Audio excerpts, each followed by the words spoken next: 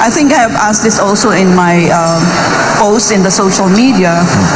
And post-Ukraine, assuming that you have a peace agreement within the next 2 weeks, which is more likely, do you see a new political and economic order, but this time you have other political actors like Moscow, Beijing, and even Tehran?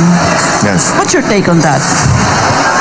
There will be a new world order because I think watching Ukraine and seeing the developments and which are not exactly going the way of that the President Putin would have wanted it to. I suspect there will be domestic implications to whatever the peace agreement is going to be. I hope you're right, ma'am, that it will be done in 2 weeks because we are the entire world is suffering. But there will be a very big change because the the idea, I think some of the analysts have said, I don't know if you agree with this, is that President Putin is trying to reconstruct or recreate the Soviet Union under another name.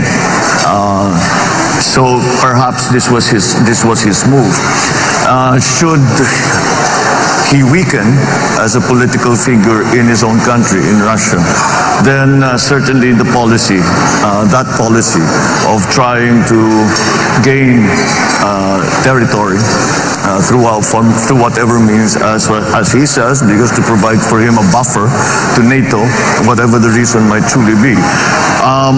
I think that will have to be re-studied by whoever will be most dominant in Russian domestic politics after Putin. So yes, I believe there will be a new world order, and I think I am certain that Tehran and Beijing are watching very, very closely what will happen to Ukraine. There will be a geopolitical balance of power. It also depends on what the reaction of the EU and the United States will be. I think the United States we can predict fairly accurately. EU is in a more difficult spot simply because they are highly dependent for their energy to Russia, and how they will balance that.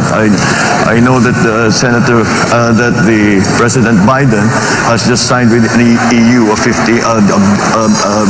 deal to supply from the United States and from other countries 15 billion tons of gas, which will cover some of the needs of the EU. But again, that's not something that can instantly be made, to instantly be applied. There will be a transition period because it is a very large economic infrastructure that has been developed for Europe to take advantage of the gas supplies out of Russia.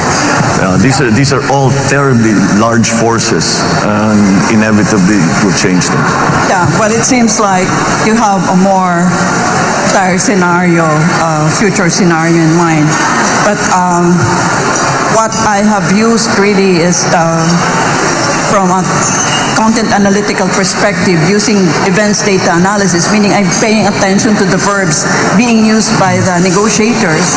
And this is not Pollyannish, by the way, Mr. Marcos. It's just that I feel that Putin will not allow the conflict to spill over. It will encapsulate within the Ukraine conflict area. Yeah. And that, yes, I still believe that within the next 2 weeks you have a peace agreement.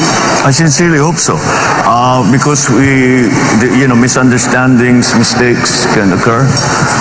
With Poland being right there on the border of Ukraine, we already have had reports of missiles that mistakenly flew into Poland, and these are the kind of things that we have to be very careful about.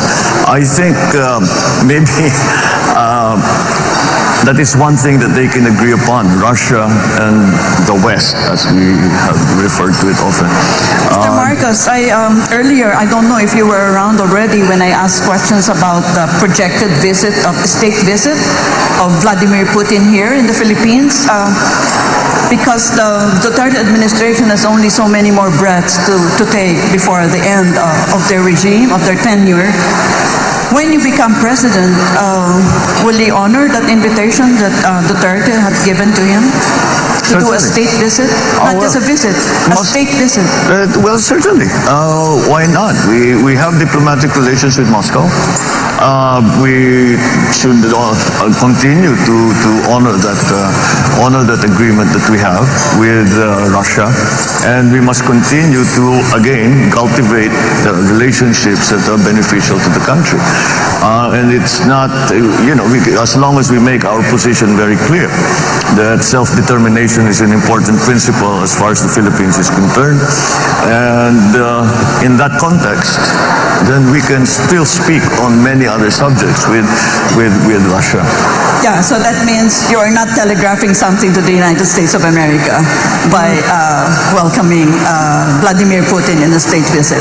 It need not be Russia or Vladimir Putin, any country. I think that would like to come and visit and would feel that there is something beneficial to be gained by furthering, strengthening relationships between our two countries is something that we should always be open to. Thank you. Thank you, ma'am.